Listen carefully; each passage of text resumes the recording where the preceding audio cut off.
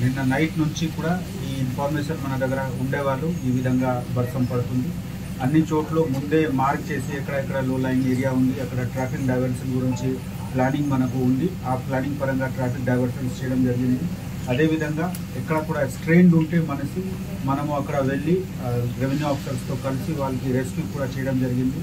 ఇప్పుడు ఈ ఏరియాలో especially eastern part of the వరంగల్లో వర్షం బాగా ఉంది. సో ఆ దృష్టిలో పెట్టి మేము అడిషనల్ ఫోర్స్ కూడా మొబిలైజ్ చేశాము. మనకు బోట్స్ కూడా అవైలబుల్ ఉంది. ఎప్పుడు కూడా అవసరం ఉంటే అది కూడా మనం వాడుకుంటున్నాము. అదేవిధంగా రెస్క్యూ గురించి ఉన్న అన్ని ట్రైన్డ్ మనిషిని కూడా ఇక్కడ డిప్లాయ్ చేయడం జరుగుతూ ఉంది.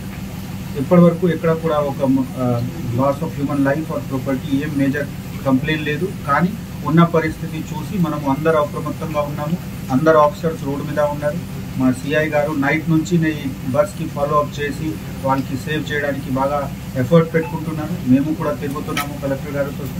So we're all prepared and people will be safe. ఒకటే రిక్వెస్ట్ మీ అందరి ద్వారా ఉంది, దయచేసి బయట పని లేకుండా రాకండి. ఎందుకు వెళ్తూ అదో సడన్ గా జామ్ అయిపోతుంది, బాగుతో మనకు రోడ్ కట్ అయిపోతుంది. సో ఎవరికి చాలా అవసరం ఉంటే మాతో అడిగి మాకు చెప్పిన వెళ్ళాలి, లేకపోతే రోడ్ మీద రాకండి. ఇప్పుడు హడబడిగా కామన్ పని గురించి బయట రాకండి.